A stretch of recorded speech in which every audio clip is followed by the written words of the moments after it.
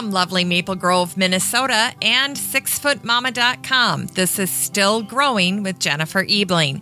Still Growing is a gardening podcast dedicated to helping you and your garden grow.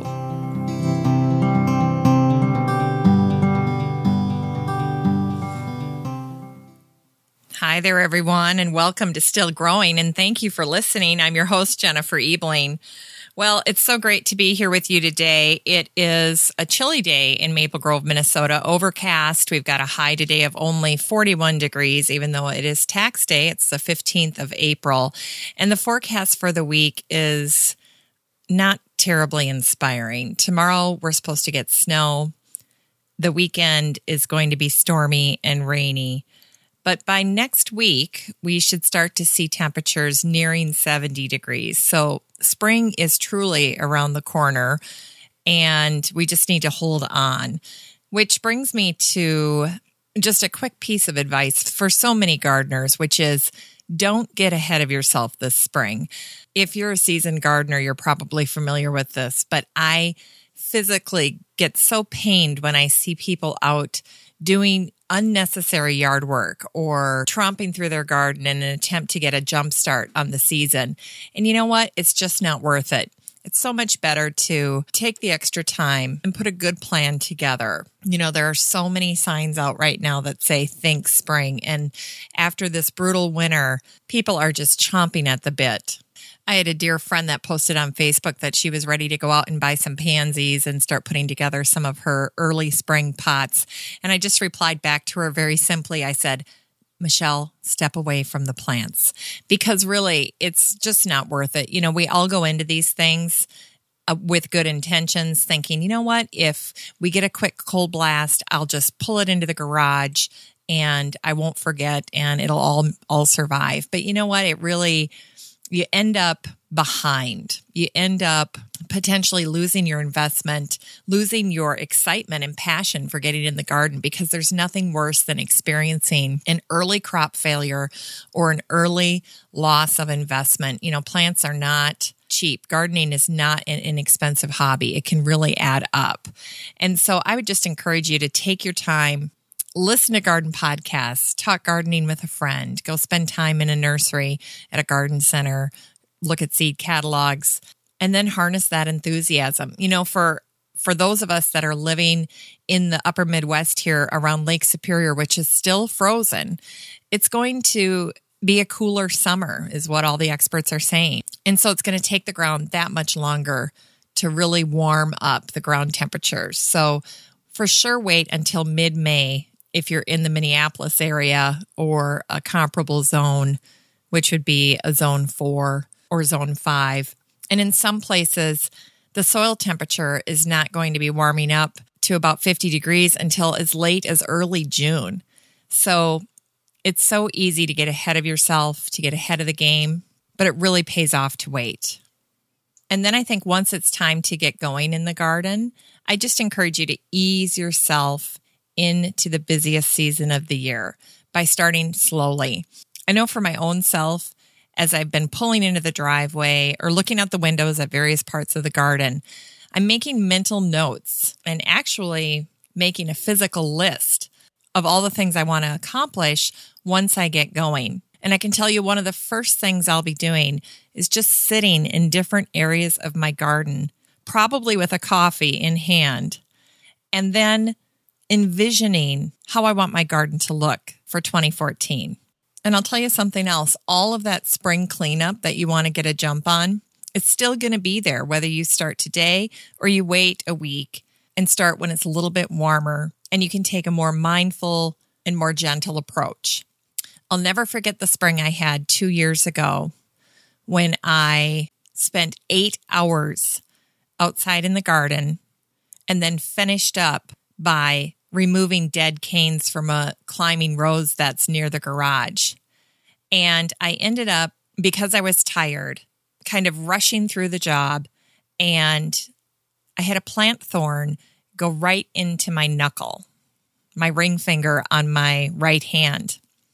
Well, long story short, 3 days later, I ended up with a plant thorn infection and I needed surgery.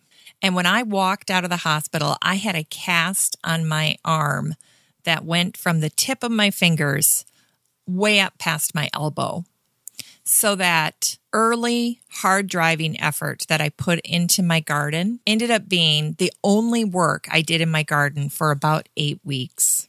And to this day, that knuckle still gives me problems. So it's a physical reminder to me that my garden needs to be life-giving to me, and I need to listen to myself and be in relationship with my garden and all the little tasks that go along with it, because just like any good relationship, there needs to be good boundaries for it to work. And I myself, with 4 kids, feel so much better about what I do outside when, after I'm finished, if I have enough energy to come in, make supper, hang out with the kids, watch a movie, and have energy for all of those great activities as well. So pace yourself this year. Put a plan together, slow things down, and most of all, enjoy the time you're out there in your garden. Well, I have a fantastic show for you today. Sarah Griffin Bubakar is back with us. She was on an earlier show, episode 514. That show was all about planting cover crops, shallots, and garlic. So if you want to check that out, it's in the podcast library. Today, Sarah's going to be walking us through the Grow Organic Peaceful Valley Farm and Garden Supply seed catalog, which is a true gem. Before we get to that, let me make sure that I mention that you can review all of the information that we'll cover in the show today in the show notes for this episode. And that's located on my website at 6footmama.com. That's the number 6, FTMAMA.com. And you'll find the Still Growing podcast in the top menu. And then from there, you can go through all of the episodes. If you look on the sidebar, you'll see 2 buttons that you can click. One shares the entire podcast library in a more condensed form. And then in addition to that, there's also a button which features the show's top episodes. And just one last piece of housekeeping. If you like the show, there's a few ways you can support Still Growing. First, you can leave a review for the show in iTunes, and I totally appreciate any feedback that you can leave either there or on Stitcher. And I also love it when people become a fan of the show on the Facebook page, which is at facebook.com/stillgrowing with 6footmama.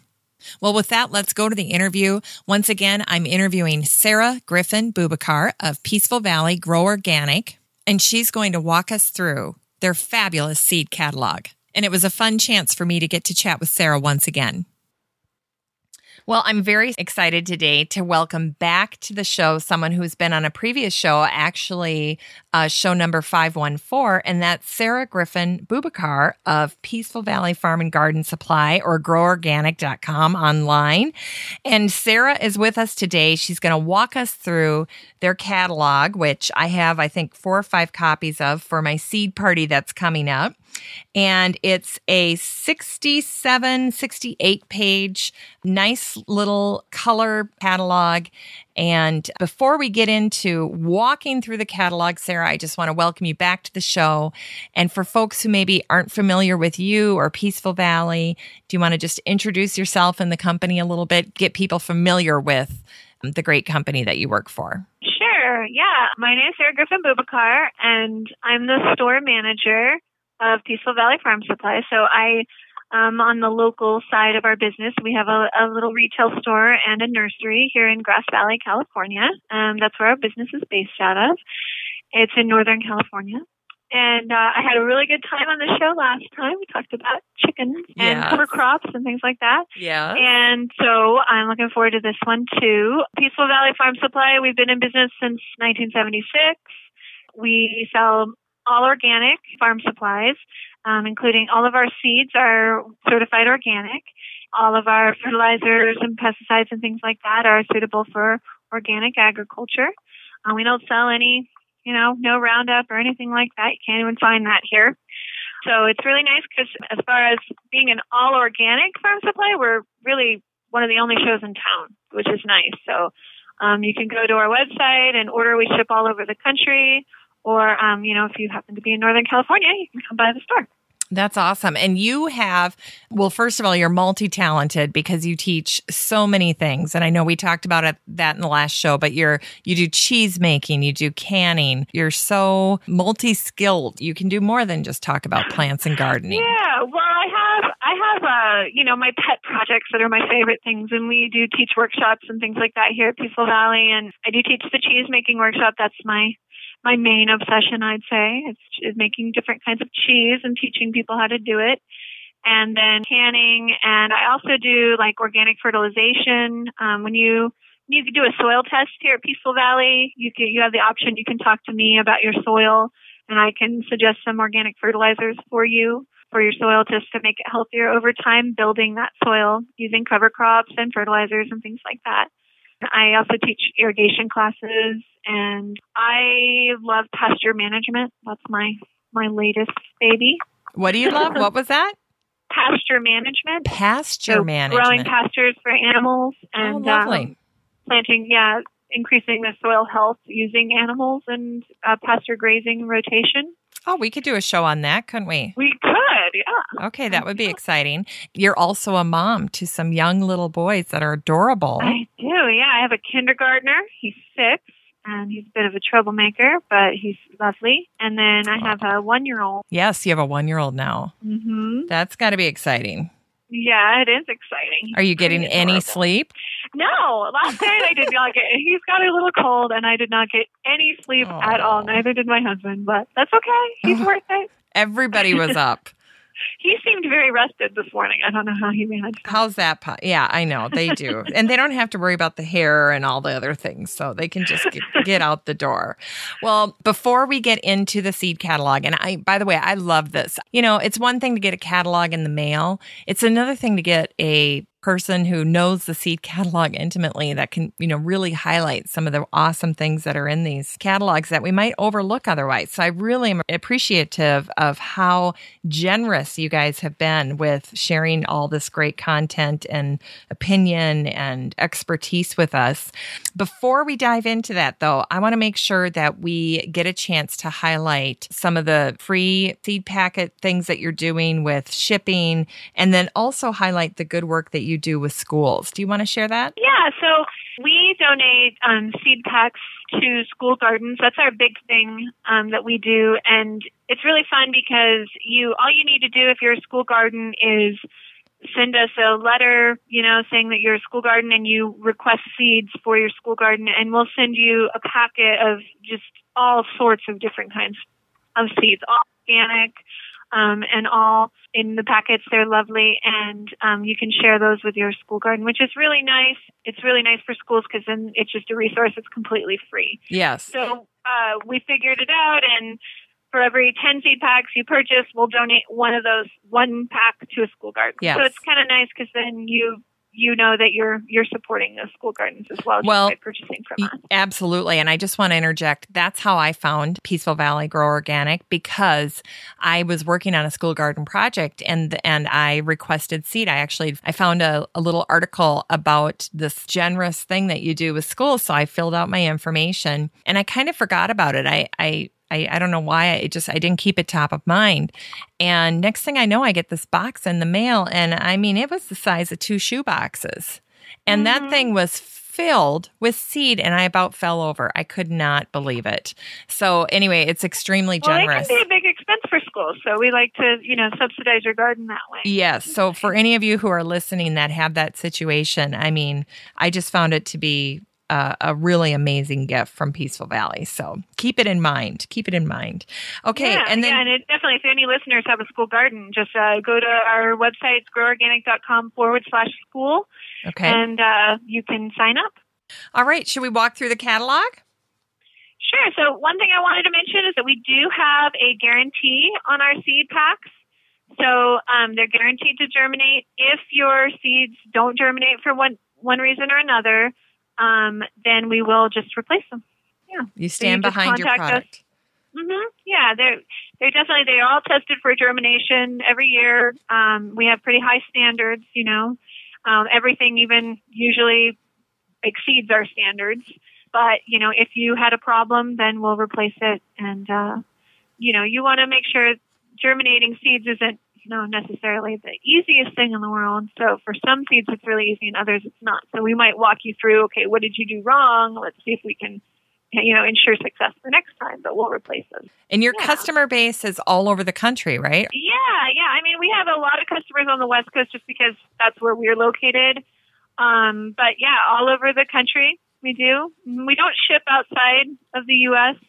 yet. We do ship to Puerto Rico and Guam. Well, there you go. Right. Okay, awesome. What page do you want to start on? You want to start on page 5? Sure, page 5. The big thing on page 5 that I'm excited about is the artichokes. We've never sold artichoke seeds before. It's brand new. And we had customers request that we sell artichoke seeds. And so a lot of if we're able to, depending on what kind of varieties we carry and everything, depends on if we have an organic source. Because like I said, all of our seeds are certified organic and GMO free. And so, we have to really research that source. But we did find a source of organic artichoke seeds. So that's really exciting. And what I like about it is that it says here that colder climates will be able to produce an artichoke in one season as an annual with this seed. Yeah. And it's called Imperial Star. Yeah, which is I've grown that same kind from a root. But in California, we have it as a perennial. In colder climates, it'll die. Yeah. After a season in the winter, but in California, I've had the same artichoke plant for 4 years now, and it just produces like crazy. The root system just gets bigger and bigger, and I've divided it a couple of times too, so you can just propagate that way. Oh, now you're just showing off. Yeah, I know you're in Minnesota. It's hard. It's hard to hear that. It's hard to hear that you're dividing your artichokes there, but. Yeah. Okay, what's next? What's next on your list? Well, if we turn the page, then we've got all sorts of different kinds of beans. And, beans, we have dried beans and fresh beans or, bush beans, pole beans. There's all sorts of different kinds of options. And I really love growing beans. I have a few favorites that I like to grow. I try to grow at least one kind of dry bean. Those you would leave off the plant until they're completely dry, and then you save them to cook as a dry bean instead of as a green bean. And they're so pretty, aren't they? They're really lovely. Yeah, the plants are really nice, and the beans themselves. I really like the Jacob's cattle bean, which it's a red and white bean, and it kind of looks like like the pattern on a cow. That's why it's called a cattle bean. And they're really delicious, kind of meaty, and they're super pretty. And what do you use them for when you cook them up? What do you put them in?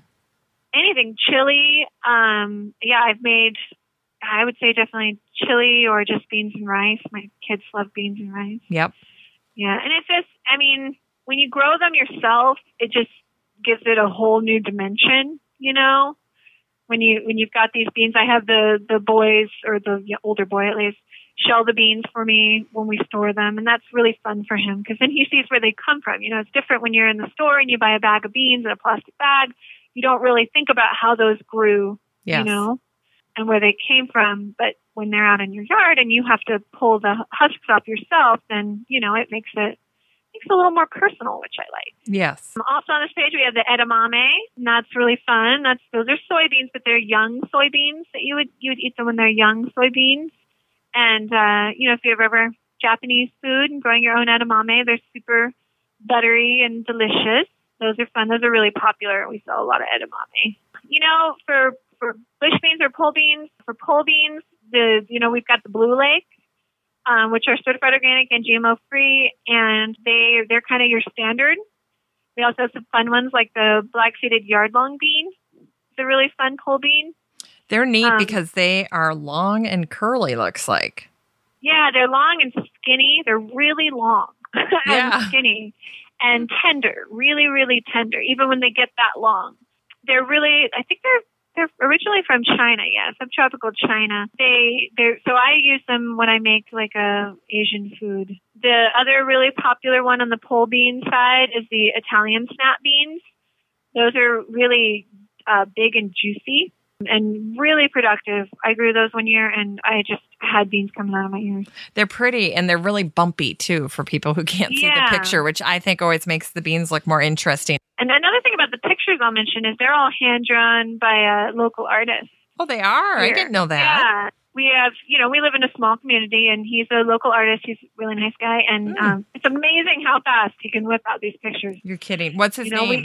His name's Randy Griffith, and he lives in North San Juan, California. And, we give him the list of, okay, these are our new varieties for this year, and he just whips them out like nothing. Are you kidding?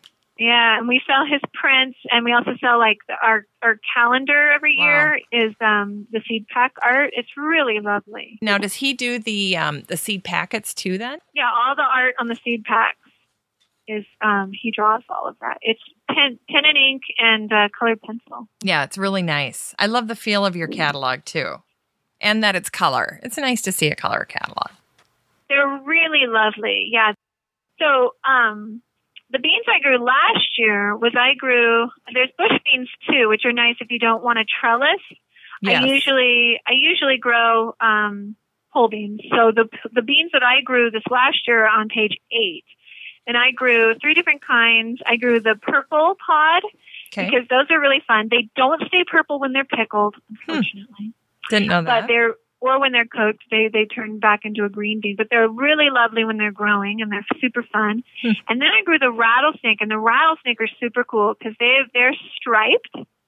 The pods are striped, and the beans themselves are striped. And they're nice because you can grow them either for fresh green beans, or you can let them hang out on the vine, and they will turn into dry beans. Oh, you can save them as dry beans. So if you don't get to the harvest, you can just turn them into dry beans and you'll be good. Exactly. Great. Yeah, it's really nice. Yeah. Yes, it is. So I grow those every year. And then the other ones I grew this year were the scarlet runner beans. And that's because they have the most beautiful red flowers. Most bean flowers are white, These ones are this bright red. Truly a scarlet. Mm-hmm. Yeah, and they're so nice. And you can do the same thing with the rattlesnake where you can eat them fresh or you can save them as dry beans. Wow. So that brings us to beets. One of my favorites. After bean comes beets. Yes. My favorite beet, let's see, if you really want to grow like your standard super productive beet, I'd say go with the Detroit dark red. And that's kind of your classic beet. It's going to grow really rigorously. It's going to, grow like crazy. You're going to have big, juicy beets with very little trouble. You definitely want to direct seed your beets, but the greens are delicious as well as the beets. Okay. We have some fun different kinds. Gold beets. If you're not a huge fan of beets, you could still grow golden beets, and you probably like them. They don't dye everything with pink like beets do when you're cooking with them because they're golden. I personally like the pink, but, not everybody does. And so gold beets are really good. You can take a gold beet, shred it on a salad. It's delicious. Yes. Just raw, shred it on a salad. The bull's blood beet, I love that one because the greens are bright red as well, or dark red as well. And so when I grow beets for the greens just as much as for the beet because I grew up in Atlanta and I eat greens all the time. And the greens are super delicious, especially with the bull's blood beet because you get that red even in all those vitamins that come with the dark red. And that's on the top of page 8, the bull's blood. Right, yeah, bull's blood beets. Those are really fun. And then the Chioggia beet is the striped beet, which is super fun. Because then you can cut those into thin slices raw. Like if you cut them really thin, like on a mandolin, and then you can eat those more like chips. They're super good. And what did you call those?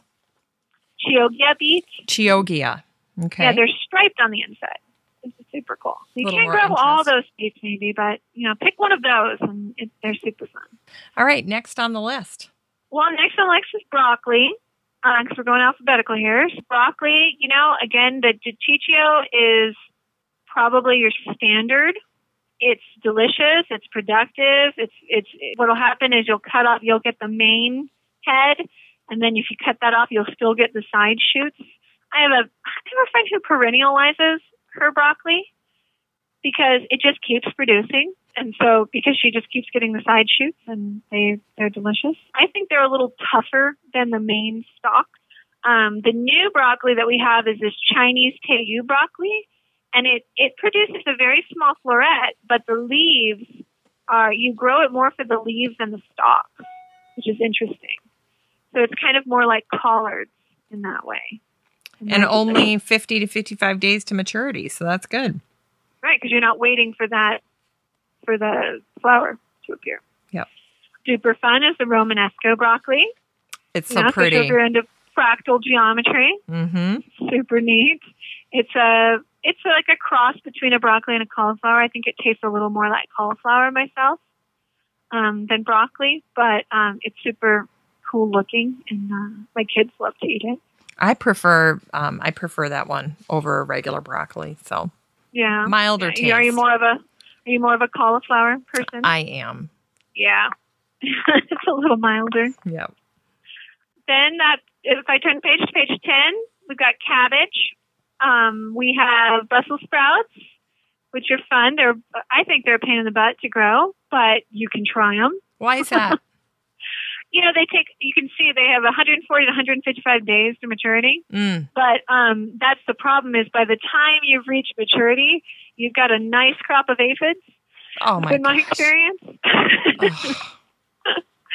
And, brassicas in general, where I live, are kind of hit or miss on whether you get a good fruiting head or not, Some years I'll have good broccoli years and bad cauliflower years, and some years I'll have good cauliflower years and bad broccoli years, and I can't really seem to predict it. But we have these weird seasons in Northern California where it'll be really cold, and then it'll get really warm, and then it'll get really cold again, and brassicas hate that. So brassicas in general, like cabbage and broccoli and cauliflower, they do like the colder climates because it's more consistent. It's just cold, That said, we do grow a lot of cabbage in California, so it'll work. Yep. We've got the red and the green, and then the Brussels sprouts. And carrots. You got a lot of carrot offerings. A lot of carrots. And I'd say one of our most popular carrot that we have this year is the rainbow mix. And I don't know if you know this, but carrots were not originally orange. They were originally red and yellow. And humans bred them to be orange. So that became the standard carrot. But the rainbow mix has the red carrots, the orange carrots, purple carrots, white carrots, and yellow carrots. And each color carrot has a different antioxidant in it. So they're all good for you in a different way, which is kind of fun. Yeah, I think you should try and grow a purple carrot. They're usually purple on the outside, and then when you cut them, then they're orange on the inside, which is kind of fun. Yeah, good for the kids to know. Oh, yeah. Well, the kids are super into that. They get super into, eating anything out of the ordinary, I've learned. Mm-hmm. Really helps. I do nutrition education in my son's school, and we brought carrots to the classroom, and they were, farm fresh carrots from a local farm, and the kids had never had carrots that were that sweet and tender, And so they were like, whoa, this isn't a regular carrot, That's great. Which is pretty fun. At our church, we have a community garden, and they donate, I think, 12,000 pounds of food every year to the food shelf.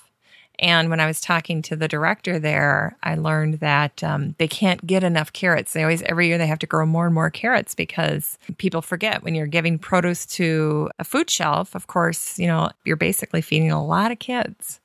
And of course, kids love carrots. So you've got to make sure that sweet. the produce, you've got to make sure the produce you're giving to your food shelf has things that'll appeal to kids. So carrots, every year I know they order more and more carrot seeds. So I love this little Parisian one that you have. Yeah, that's a new kind. I haven't grown that yet, but they're really round. Yes. And they're adorable. And I think they'd probably be better if you had a rockier soil, rather than growing a longer carrot. I know we carried the little sinker carrot, and that's good for rocky soils because, if you're trying to grow carrots in rocky soil, what'll happen is they'll hit a rock and they'll go off to one side and they end up all twisted and weird. So growing a shorter, stubbier carrot is good for those rocky soils. So, the Parisian ones are really adorable. Yeah, they're sweet. It's all about growing cute food. Yeah, they're little fat, chubby bunny things, Yeah, exactly. And then cauliflower, we do have just the snowball cauliflower. On the next page, we have chard, which is in the beet family. So if you like to eat beet greens, yes, then you'd love to eat chard. Mm-hmm. And, we have the fairly new one we have is the flamingo, which is a fluorescent pink stem. And, you can grow chard as like a landscape plant because it's so pretty. I've seen it in landscapes a lot. And it likes the cool weather as well. It's pretty frost tolerant. And it'll grow really like crazy. And we also have the 5-color silver beet, it's also called. And that one has all the different colors, which is really fun: orange, purple, yellow, white, as well as red, and then just your standard white. Nice. Celery and celeriac. So we have celery that is grown for the stalks. That's the tall Utah. And then celery that's grown for the root, and that's the celeriac. So the root can be used as a root vegetable. It's really good in stews and, root vegetable bakes and things like that. Does it have a celery-like taste? Because I've never had it before. It does have a celery-like taste. It has a very dense consistency, which I really like. It's more like a rutabaga, but it tastes like celery. Yeah, it's really good in soup. You just chop it up then, or what do you do? Yep, you just chop it up and cook it like any root vegetable. Well, there you go. Yeah, it's fun. You have some beautiful corn. Yeah, that brings us to corn. So there's different kinds of corn. There's sweet corn, there's dent corn. And the dent corn is usually prettier, I think, is with colors and everything. Yep. But, and you would use that to grind up into flour. I think it's really fun to grow your own corn for flour. We sell some grain mills and things that you can do to grind your corn. The new one we have we have a couple new ones. We have the Bloody Butcher corn, which is a lovely name. Yes, it is. Dark red and black kernels. So super just beautiful, I think. I grow the Painted Mountain every year, which is just a mix of all different colors. The other new one that we have is the Japonica striped corn. And that one is also awesome for a landscape plant because not only are the corn kernels, red and pink and yellow, but the leaves themselves are striped in all of those colors. So that makes it really exciting as a landscape plant, as well as, you can grow the corn and eat. What do the tassels look like on top? The tassels are purple. So that really is a pretty plant. For folks who grow cannas, this would be a nice substitute this year. There you go. Yeah, and then you can eat it too. Yeah. Sweet corn, some of my favorites. I love the Double Standard. It's a bicolor corn, so it has, the white and the yellow kernels. It's a pretty classic. If you just want a white corn, then the Country Gentleman's really nice, and the True Gold is good if you want a yellow corn. There you go. All right, we're turning to page 14. Page 14, you can see we have all of on the bottom of the page, you can see all the art, the seed pack art that we sell, and that's from that local artist. This last year I grew 3 different kinds of cucumbers. I grew pickling cucumbers, of course, and most of my pickles are pickling cucumbers, because if you ever make pickles, you really want the pickling cucumbers, and you want to pick them when they're really small, and that's how you get the crunchiest pickles. You can use the slicing pickles, but they're going to be soggy. So if you really want a crunchy pickle, you've got to grow a pickling cucumber. And we have a couple of different kinds. I usually grow the national pickling just because that's what I'm used to.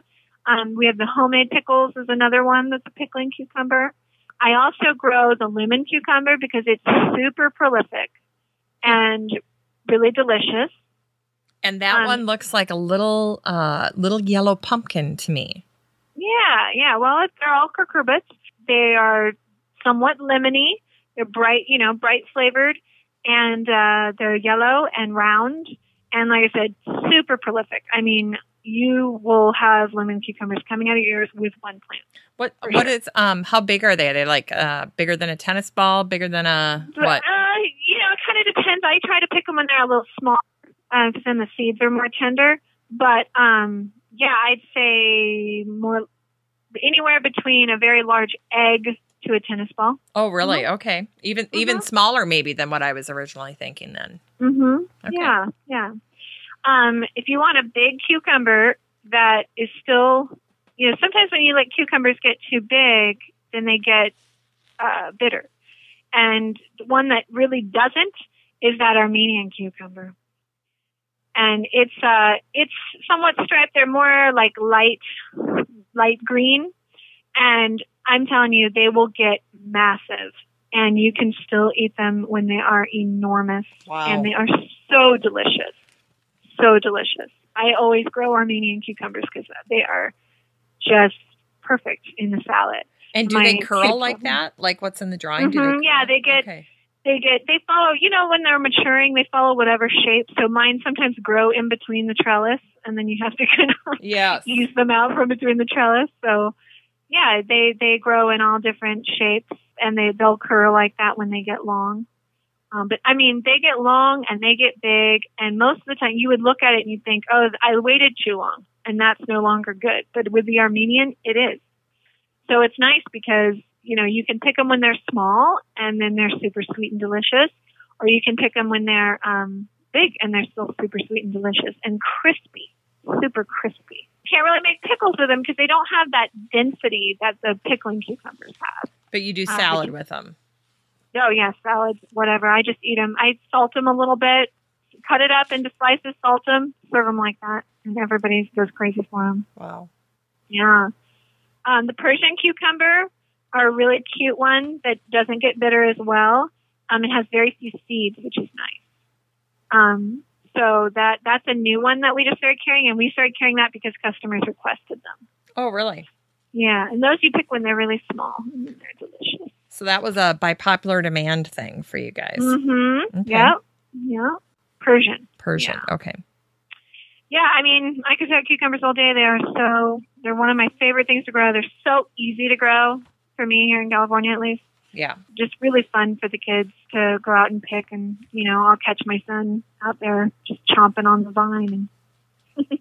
Eggplants. Eggplant. Eggplant is one of my favorite things to grow. I love eggplant. I can't get enough of it. Not everybody likes it, which I think is weird because it's so meaty. And, I like to chop up eggplant and put it in my chili because it'll kind of disappear in the chili, but it'll give that flavor to the chili and it'll thicken it. The Black Beauty is kind of your standard eggplant. The one that I really like to grow is the Rosa Bianca. Another really prolific plant. You'll get tons of eggplants off of one plant. It's lovely, really, really pretty. They're white eggplant with pink stripes, and they're really pretty. The flowers are really lovely too. We have a few gourds that you can buy. We have the bottle gourd and the speckled swan gourd, and then we have some mixes of different gourds. Either you can get small or large, depending on what you want. And those are really fun. Yes. Greens is a very large section because we have a lot of greens. Greens are one of those things that here in California we can grow them year-round practically if you just get a cold frame. And, they have a short maturation. You can eat them when they're fully developed, or you can eat them when they're just tender and young. The greens start out with arugula, really delicious green. You can cook it. You can eat it fresh, put it in a salad, and it's got that really nice flavor to it. The mosh is a new one that we've had that's excellent in salads. The mesclun mix is a really popular one, and that one you would grow so that it's short and cut it when it's small for like a baby salad mix. Pak choy is really popular. Let's see, on the next page, a new one is radicchio. That's also from customer request. Collard greens, because I'm from the South originally, definitely a favorite. Grew up with it. We have a couple endives. The frisée is new, fairly new, and that one's really fun in salads. Kale is I grow kale constantly. Kale is like super productive. You'll get a ton of kale off of one plant, and it just keeps growing. Here in California, it's practically perennial. Wow. And mine isn't because my chickens get to it. But yeah, the lacinato kale is also called Tuscan kale. It's really delicious and it's kind of bumpy. They also call it dino kale. You called it lacinato? Lacinato. It has a bunch of names. Tuscan kale, dino kale, lacinato kale. Yeah. That's a really good one. The red Russian's delicious. And the new one is the white Russian. I haven't tried that one yet, but I plan on it. Really easy to grow from seed, too. That's great. On the next page, we have kohlrabi. which is fun. It's in the brassica family, and it to me, it tastes like broccoli stems that you peel it, and then it tastes like nice tender broccoli stems, and you eat it raw and in salads. Okay. And it's actually the vegetable part of it is actually just the engorged stem, which is cool. So try that because it's fun. All right. And then lettuce, we have so many kinds of lettuce. I see that. Yeah. I have some favorites, but really it's like if you want to know what kind of lettuce to grow, you can, it kind of depends on what season you're growing it in, because you can grow lettuce pretty year round, especially if you have a greenhouse or a cold frame. You know, some of the new ones, we have the red sails, and that was also by customer demand just because that one grows really well and it's lovely and has, you know, those bright red curly leaves. It's a beautiful lettuce for sure. Mm-hmm. Yeah. Yeah. I like the red deer tongue. Is that one popular? Yeah, definitely. And that one's slower to bolt, so it's better in the summer, and it's good. And you got to pick it when it's tender. Tango's a classic. I love that one. Nice curly green leaves. My favorite is on the next page, which is the Marvet de Quatre Saisons. And that's on page 22. Do you want to say that again? Page 22. It's called Marvet de Quatre Saisons. Oh. And it's obviously a French. You must speak a little French. I do speak French, yes. Oh. My husband's from Africa, so we speak nice. French. And it's also slower to bolt, but what Marvet de Quatre Saisons means is marvel of the four seasons. So you can grow it, you know, the same kind of lettuce pretty much year round. And it's a green lettuce with kind of a rosy blush to it, which is nice. And then the freckles is another really fun one that the kids particularly like because it's got polka dots on it. Cute. And then on the next page, we have melons. And one of my favorite melons is the piel de sapo melon. That's Spanish. It means skin of the frog. Piel de sapo. Piel de sapo. And it is so good. It's that actually, the first time I had one of those, there's a local farmer up here from Spain, and he brought over the seeds, and it's crisp white flesh. It's that crispy, crunchy flavor in a melon, not like the soft melts in your mouth, but more the crispy texture. And it's so sweet and so delicious. I just love it. So definitely that one. And then the Hearts of Gold is a nice classic one. We have some mixes, which is nice. So if you just want to grow a mix of different kinds of melons and you don't want to buy a seed pack of each, you can just buy the Sweet Summer Mix. Let's see. On page 25, in my house we grow, my husband's from Africa, as I mentioned, we grow a ton of okra. Really? We eat okra all year long. I grow tons of it. I spend a lot of my garden is spent growing okra. And what do you do with it? So you've grown it. How do you? We slice it up and we freeze it, and then we put it in stews. He makes like gumbo, like year round. Oh, okay. We eat gumbo every other night, practically. Really? Yeah, and not gumbo okra. Again. Well, my husband's a really good cook, so it's okay. Oh, geez. And I never get tired of it. I have no sympathy for you not getting enough sleep now if your husband cooks. Exactly. Yeah, I know the okra, I think, is a very underappreciated vegetable. I think it is too. You don't hear people talk about it much. Right. It has beautiful flowers too. So it's another one of those that is a good landscape plant because it's a really pretty plant, especially the burgundy okra. Really nice. Pickled okra. Oh my God. Really? I mean, I pickle almost everything. But pickled okra, I pickle a ton of my okra. It is so delicious. Wow. You have to pick okra when it's small, though. So it's one of those things that you have to be out in the garden picking okra all the time because if they get too big, then they get really woody and you can't eat them. Get out there and get it done, right? Exactly. Every day I'm out there picking okra. Now I see in your catalog, I love you always have these little known facts here with all your offerings, but it says roasted ground okra seeds were used as a coffee substitute during the Civil War. I did not know that. Interesting. Can you see that? Can you? Yeah, I do. Because you're familiar with it. Yeah, I mean, also being from the South, we ate a lot of okra. So yeah, it grows really well. The days have to be really hot where you're going to grow it. And now we're going to do a little bit of a reprise, right? Because we talked about onions, garlic, shallot the last time you were on the show, but let's go through them again. Yeah, well, here's onions. And so onions are a biennial, so you would start it from seed, in the spring. And then they really like to be transplanted. So then in the fall, you would transplant your seedlings. And then they would overwinter. And then the following summer, you would harvest the onion. Okay. The exception to that, of course, would be the evergreen bunching onion. So if you just want the green onions or scallions, then you would grow that one. We also sell, in the fall, we sell onion transplants. And so that's if you want to skip the seed and just go straight to the transplant stage, then you can. Yes. You can just buy the transplants. Okay. Those are like fresh plants.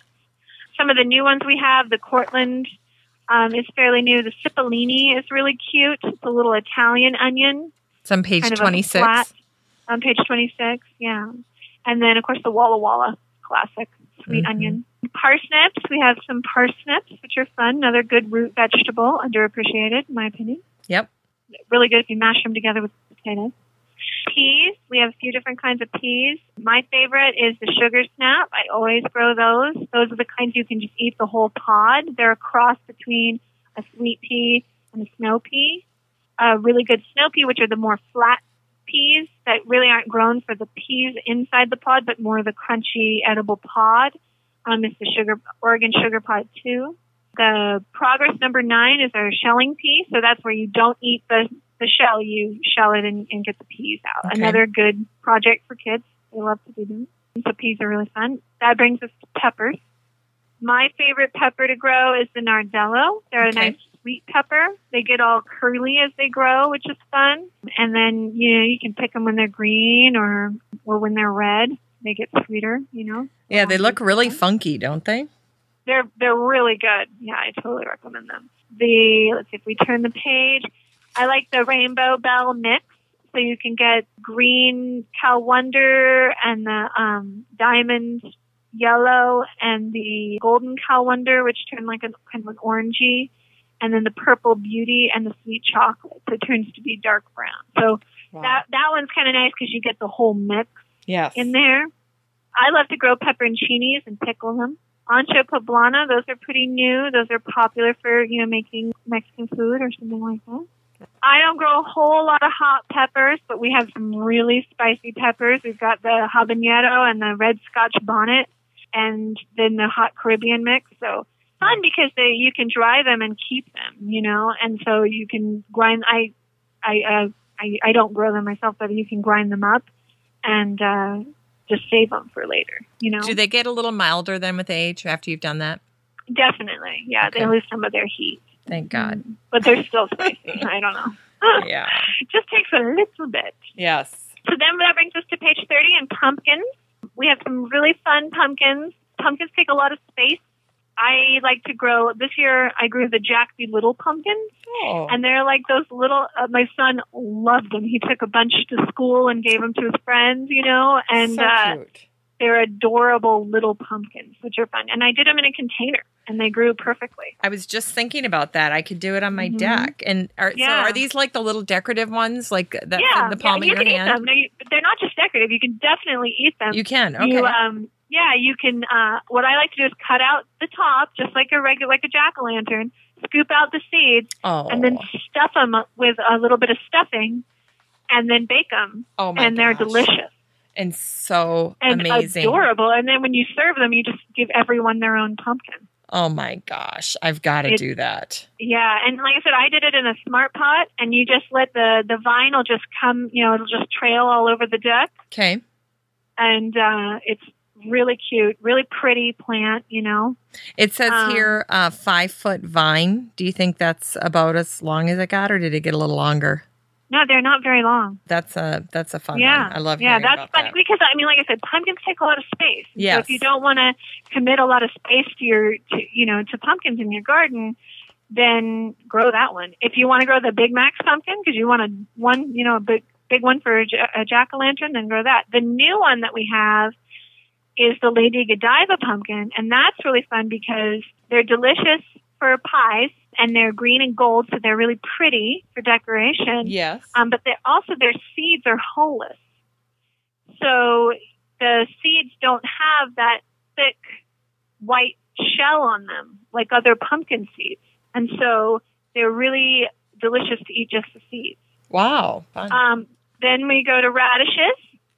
The Easter egg mix is the one I usually grow. We have the daikon. We have always sold daikon as a cover crop, but we had enough people that were like, hey, I want to grow that to eat it. It's a big, long Japanese radish. It's really good. You can even cook it. I don't think I've ever had that. Yeah, it's good. It's really mild, crunchy, and easy to grow. It says they look more like white carrots than radishes in your catalog, and that they grow up to 16 inches long. So they're huge. Yeah. Yeah, they get to be huge. That's why they're so good for a cover crop, because they'll bust up your soil. Oh. If you've got a hard packed soil, nice. You grow the daikon, and it's got such a vigorous, thick taproot that it'll bust up your clay soils and increase drainage and all that. All right, daikon all around. Everybody gets some daikon. Okay. Yeah, benefits everything. I love it. The other one, it's in the daikon family, actually, is the watermelon radish. That's on page 32. Watermelon radish is adorable. It's got like a light green on the outside and then a bright pink on the inside. It really is cute, isn't it? Really cute. Oh, I found that it's better to grow that one in the fall because it's prone. It likes it when the days get cooler. Okay. Rather than getting warmer, because it might bolt. That's the only thing I'll say about that. Grow that one in the fall, not in the spring. Okay, we can handle that. Mm-hmm. Radishes are great to grow because they grow so quickly. They mature so quickly. Yes. I've got a little radish grower here, Johnny. That's his thing. He's my radish grower. So yeah, he loves. Yeah, that. well, it's good. It's good for children too because it's that instant gratification. They germinate within 3 days and they mature within a month. Yes. The watermelon radishes are very large, so they take a little bit longer to mature, but they're worth it because they're really sweet. They're not spicy at all. They don't have that bite to them, but they're really cute in salads and nice and crunchy. Yeah, they are large. It says 4 inches, so that's a hefty radish. So that brings us to summer squash, which is another thing that I never skip in my garden. I always grow summer squash because they are the easiest things to grow. I think cucurbits in general are just easy. Yes. And they will just produce and produce and produce. And you can abuse them. Like, I think at the end of the season last year, I just stopped watering my squash because I was done. I was like, okay, my freezer is full of squash. Yep. I've been eating squash all summer. I'm sick of squash. I'm not going to water them anymore. And then they still produce squash like crazy. So, yeah. Just be prepared if you're going to grow squash that you really don't need more than 1 or 2 plants per family because they will produce like crazy. Well, it's one of those things where it's like you give squash to your neighbors and the neighbors are like, okay, you gave us tons of squash. Thanks. But they look out their window and they're like, oh my gosh, here she comes with squash. Quick, shut the door, shut the door. Yeah, exactly. So I like to grow the crookneck. I really like those. And squash are another thing, the smaller they are when you harvest them, the more tender they are. You can harvest them when they're giant. And if you're not paying attention, there's always one giant one that's hiding under a leaf somewhere and you missed it somehow and then now it's enormous. Yeah. Chickens will eat it. I always use my chickens. You can also, that one is the one that you can scrape out the seeds and bake it, more like a winter squash, or you can grate it for zucchini bread and stuff like that. Don't use the little tender zucchinis for zucchini bread. Use those giant ones that you missed. Winter squash, page 34. Our new one is the kabocha squash. That one is super delicious. I've never grown it, but I've definitely eaten it. It's really, really yummy, nutty, buttery flavor. And of course, the benefit of the winter squash, I mean, I know that people who listen to your show are probably experienced gardeners. They know that you don't grow winter squash in the winter, but I get a lot of questions about that. They're called winter squash because they will keep all winter, not because you grow them in the winter. Yeah. You grow them in the summer, you harvest them in the fall, they'll keep all winter long. I'm excited to hear about your tomatillos. Yeah, the tomatillos are really popular. We sell a ton of these purple tomatillos. Those are really fun. The new tomatillo that we have is the pineapple tomatillo. It's also called a ground cherry. And if you've never had a ground cherry, you really need to try it because they are so sweet and delicious. They grow like tomatillos. They look like tomatillos. They're in that family, but they don't taste like tomatillos. They're super sweet. and they taste more like cherries. And they are so good. I just pop them like crazy. They're like, candy. It says fun to pick and unwrap. Well, skin. the tomatillos have that papery skin on the outside. Yeah. They grow, like a little lantern, it looks like. And so do the ground cherries. And so it's nice because when you can pick them and put them in a basket, and then they're like candy in a wrapper. You just unwrap the papery skin on the outside and eat them, and they're delicious. They're kind of sticky like the tomatillos when you peel them up. And the tomatillos, of course, are great. I like to make salsa out of the tomatillos. Yeah. And we got pages and pages and pages of tomatoes coming here. Yeah, tomatoes, that's a tough one because, tomatoes are one of those standards where you cannot buy tomatoes that are the same as you can grow. You just can't. Maybe if you bought them at the farmer's market, then that's the closest you could get. But your backyard tomato is going to be the ultimate, Mm-hmm. And so you have aficionados who grow tomatoes, and they'll grow like 20 different kinds because they're all so different too. Yep. So that's why we have to have so many different kinds of tomatoes, because there's so much variation within one kind of plant. So we've got them mixed up into slicing tomatoes, and then we have cherry tomatoes, and then we have paste tomatoes, and then we have small tomatoes even. Of the slicers, we have the beefsteak tomato, which is like a classic, meaty, juicy, dark red tomato that can get enormous. And that's on page 36. Page 36. The Brandywines, we have a Brandywine mix, which is nice. If you want to grow a different kind, but the Brandywines have so much flavor to them, that rich, dark flavor. The Green Zebra is a favorite. It's green even when it's mature. And I like to grow some Green Zebra to put in when I can whole tomatoes. Because again, that gumbo that we eat all year long, we use my canned tomatoes. So I have those Green Zebras, and they have this green striped skin that, of course, I peel off, and then they're green. And then in my mix of canned, whole tomatoes in a jar, then they're really nice because then they mix with the reds, and then I put like a yellow in there, tomato also, and then they're really pretty. Awesome. Black creme, that's another favorite of mine. It has dark red and green there with a little bit of a black tinge to it. The pineapple tomato, that's on page 38. That's a new one. I tried that one. I ate that one for the first time last year, and it does. Maybe it's because it's named pineapple and it just evokes pineapple, but it does taste like pineapple, which is kind of a trip. And it's pretty. It's kind of, it looks like it's yellow. It's got some red. Yeah, pink, it's kind of stripy. Yeah, super fun. I'm definitely going to try that one this year. Another new one is I think it's called Thessaloniki. I'm not sure exactly how to pronounce it, but it's a Greek one. That's also, that was a customer request. Then, we've got the cherry tomatoes. A really yummy cherry tomato that we have is the Grape Reisenstraub, heirloom tomato, cherry tomato, really yummy kind of grapey kind of flavor. And then the Matt's Wild Cherry, super prolific. You'll get tons. But the wild cherry will be one of the first tomatoes that you get. So, when you're really hankering for a tomato, you'll get that wild cherry tomato, and it's so good. So I like to grow a cherry tomato and a big tomato at the very least, and then I grow mostly paste tomatoes because they're determinants in general, and so that means that your vine is going to grow to a certain height, and then it's going to stop, and it's going to fruit, and they generally fruit all at once, which is nice for canning. Yes, very good. So if you're canning, grow the Roma or the Amish paste or the San Marzano. Those are the really good canning paste tomatoes. They have less moisture, so they're not as good eating fresh, but they're definitely better for making sauce. The other one I wanted to mention tomato-wise, Garden Peach.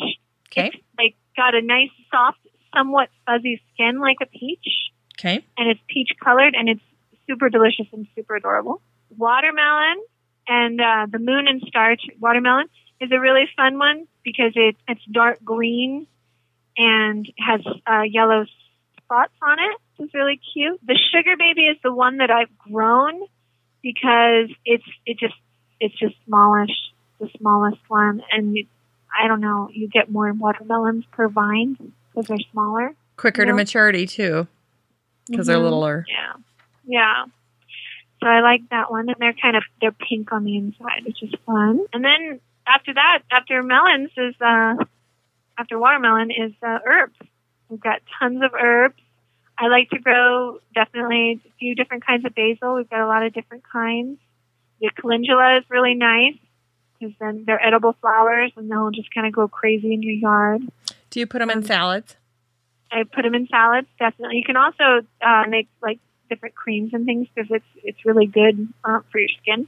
Yeah, I like to take the petals and I put it in some olive oil and make just an oil infusion. And I put some calendula olive oil in my bath every time. Didn't know that. Yeah. And the borage is another edible flower, which is really cute. And with the borage, it goes crazy, though. You have to be careful. It doesn't take over your garden. Yeah. But you can take the stems, peel the stems, because they're kind of fuzzy, peel the stems and eat them like cucumber. And they're mature way before your cucumbers, so put them in your salad that way. Wow, I never knew that. Yeah. The woodier herbs, the woodier perennial herbs are a lot harder to start from seeds, so I usually buy starts of those.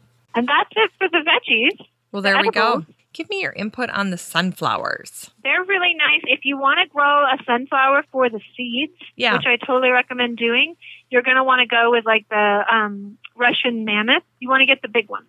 Okay. And that one will produce some really nice white striped edible seeds. If you want to grow ones for, bouquets and things like that, then the Harlequin mix is really nice because you get some of each. The Mexican sunflower, the Tithonia, it's not actually a helianthus. It's not a sunflower, but it is so nice because it is one of the last flowers in the garden. It flowers in the autumn. So it's really nice because the whole garden's kind of winding down, and then all of a sudden here comes these bright red sunflowers. Wow. On the sunflower note, something that you can plant right now, because of course you can't plant sunflowers because they're not very hardy. Yes. But you can plant the Jerusalem artichokes, which are in the sunflower family. We have the little roots, and you plant those, and they will go crazy, and you can eat the tubers in the ground. What do you do with those? Are really fun. What's that? What do you do with those? The tubers? How do you cook them? Yeah. I like to. You can slice them really thin and fry them up like potato chips, and they're delicious. Really? Or you can use them fresh and cut them up and put them in a salad, and they taste like water chestnuts. Holy Toledo. Never knew that. Yeah. We got all your seed starting supplies and things like that, too. Anything you need. The soil blockers are really fun for starting seeds. We've got heat mats and grow lights and all sorts of things to help you. Seed starting soil, different trays, and little mini greenhouses for starting seeds. Give us one or two of your really popular seed starting pieces of merchandise that people like to get. Yeah, well, our seed starting mix that we sell is it's called Quick Root, and it's a soilless mix that's really good for starting seeds because it keeps the seeds from damping off because it doesn't have a lot of, it's not real rich, so they don't get fungal problems. It's mainly cocoa peat and vermiculite, so it stays moist, but doesn't tend to, like I said, have the fungal problems. And then the seedling trays, if you're really serious about starting seeds, I've tried a bunch of different kinds of seed starting apparatus, and I've always gone back to the seedling trays. They're these styrofoam trays that are totally reusable, and they'll last for years and years as long as you take care of them. And seeds will germinate the best in those, I'm telling you. And you just fill them up with the Quick Root, and you're good to go. Should we do potatoes really quick? I see it's at the very back of the catalog here. Yeah, well, potatoes, of course, right now are selling like crazy. And we have a bunch of different varieties, and they're all organic. We've got russets, we've got white potatoes, yellow potatoes, purple potatoes.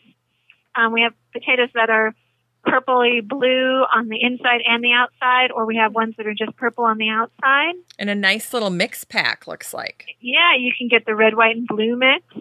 Some of my favorite potatoes are the fingerling potatoes, and they are really tender, and nutty, just delicious potatoes that are really easy to eat, and you don't need to peel them, and they're very gourmet. I like the French fingerling in particular. It has a red stripe in it, which is fun. And also the Russian banana is another really yummy one. You don't need to butter them. They taste pre-buttered. That's great. Yeah. So here we are, 66, 67, 68 pages worth of great information, a fabulous tour. That was fun. awesome. I love talking seeds and veggies. Yeah, definitely. That whole list pumpkin's pretty. There's a lot of things that are just really lovely, like the okra. It's you don't even think about okra being such a pretty plant, but it really is. All right. You talked me into it.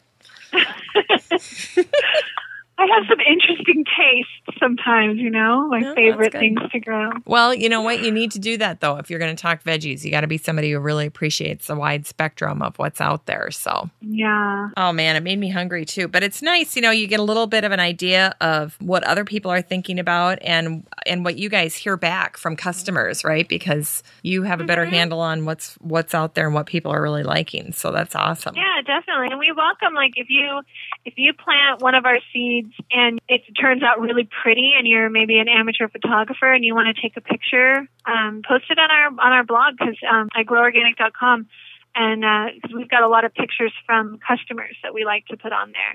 And I see on here, too, people get a free garden art calendar, and that would have art from that gentleman, right, that does all your art. So that would be a fun thing, too. If you place your order online and it's over $50, you can get that garden art catalog because, those drawings are really lovely. Yep, and everybody could use an extra calendar out in the garage when you're starting to plan. So really quickly, if somebody's going to place an order, they can go online, they can request a free catalog, tell the whole process there and what they can expect in terms of delivery time and all that. If you wanted to place an order, you would give us a call at 1-888-784-1722, or you can go online to groworganic.com and you place your order, and don't forget to, pick out your free seeds. If your order's over $50, we will ship it out to you within a week. Right now you should be thinking about planting your brassicas and some things like that, starting them indoors, getting them ready to go outside. Yep.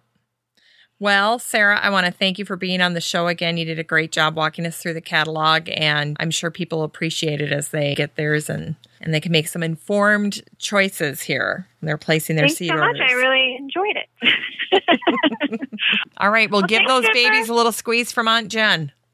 Okay, I will. All right. Bye-bye. Bye. Well, that's it for our show today. I want to thank Sarah Griffin Bubakar once again for all the fabulous wisdom she shared with us on the show today. Don't forget you can find this podcast in iTunes as well as Stitcher, Swell, the BlackBerry Podcast. You can also subscribe directly to the blog posts to get them via email, and you can do that all at my website at 6footmama.com. That's the number 6, FTMAMA.com. And you can find the show notes for this episode in the top menu under the Still Growing podcast. And you can always find me at 6footmama.com or on facebook.com/stillgrowing with 6footmama. You can also email me directly at jennifer@6footmama.com. Don't be in a rush to get in that garden this spring. We'll see you all next week. Still Growing with Jennifer Ebling is a 6footmama.com production made in lovely Maple Grove, Minnesota. Still Growing is an hour-long weekly gardening podcast dedicated to helping you and your garden grow.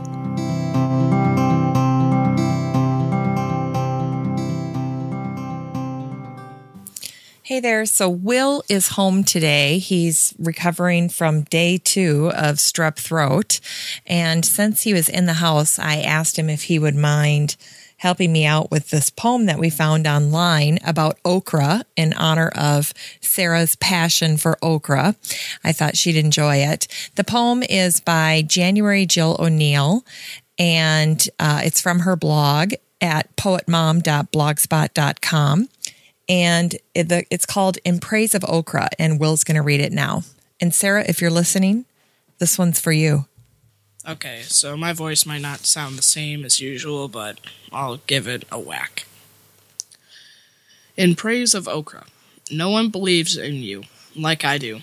I sit you down on the table, and they overlook you for fried chicken and grits, crab cakes and hush puppies, black-eyed peas and succotash, and sweet potatoes and watermelon. Your stringy, slippery texture reminds them of the creature from the movie Aliens. But I tell my friends that if they don't like you, they are cheating themselves. You were brought from Africa, as seeds hidden in the ears of slaves. Nothing was wasted in our kitchens. We took the unused and the throwaways and made feasts. We taught our children how to survive, adapt. So I write this poem in praise of okra, and the cooks who understood how to make something out of nothing. Your fibrous skin melts in my mouth, green flecks of flavor, still tough, unbruised, part of the fabric of earth. Soul food. Thanks, buddy. Yep. Feel better. Okay. I'm gonna go make myself a milkshake.